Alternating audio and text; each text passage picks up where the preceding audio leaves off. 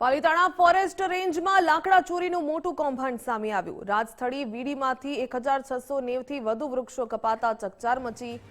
એક મહિનાથી ચાલતી ગેરકાયદેસર કાપણીનો પર્દાફાશ થયો। લાકડા ભરેલી ટ્રક ઝડપાતા સમગ્ર કૌભાંડ બહાર આવ્યું।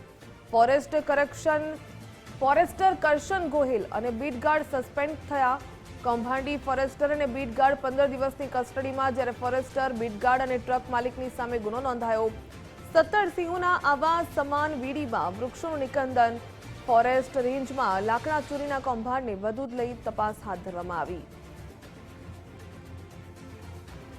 લાકડા ચોરીનું જે કૌભાંડ સામે આવ્યું છે તેમાં કાર્યવાહી તો કરવામાં આવી, પરંતુ જે વિગતો સામે આવી રહી છે, રાજસ્થળી વીડીમાંથી 1690 થી પણ વધુ વૃક્ષો કપાતા ચકચાર મચી છે। એક મહિનાથી ચાલતી ગેરકાયદેસર કાપણીનો પર્દાફાશ થયો। લાકડા ભરેલી ટ્રક ઝડપાતા સમગ્ર કૌભાંડ બહાર આવ્યું। ફોરેસ્ટર કરશન ગોહિલ અને બીટગાર્ડ સસ્પેન્ડ થઈ ગયા। જો કે કૌભાંડી ફોરેસ્ટર અને બીટગાર્ડ 15 દિવસની કસ્ટડીમાં છે, તેમની પૂછપરછ કરવામાં આવશે। ફોરેસ્ટર, બીટગાર્ડ અને ટ્રક માલિકની સામે પણ ગુનો દાખલ કરવામાં આવ્યો। વધુ વિગત મેળવીએ સંવાદદાતા કૃણાલ બારડ પાસેથી। કૃણાલ, પાલિતાણા ફોરેસ્ટ રેન્જમાં લાકડા ચોરીનું મોટું કૌભાંડ સામે આવ્યું છે। એક મહિનાથી આ કૌભાંડ ચાલી રહ્યું હતું, વૃક્ષો કપાઈ રહ્યા હતા।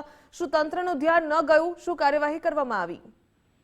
બિલકુલ ભાવિકા, જો વાત કરીએ તો જે પ્રમાણે ની વિગતો મળી રહી છે, જેમાં પાલિતાણા રાજસ્થળી જે વીડી છે તે વીડીમાંથી 1690 જેટલા જે વૃક્ષો હતા તે વૃક્ષો કાપી દેવામાં આવ્યા। એટલે કે કહી શકાય કે જે વનનું જે રક્ષણ કરતા જે કહી શકાય કે અધિકારીઓ છે તેઓ આ જે વૃક્ષો છે તે વૃક્ષો કપાવી અને બારોબાર જે તેનો વહીવટ છે તે કરતા હતા। અને તે પ્રકારની જે માહિતી છે તે માહિતી ઉપલા અધિકારીઓને મળતા ચોક્કસથી આ બંને જે કહી શકાય કે જેમાં ફોરેસ્ટ છે, કિશન અને જે બીટગાર્ડ છે, આ બંને જે છે તે બંને આ સંડોવણીમાં ઝડપાયા છે।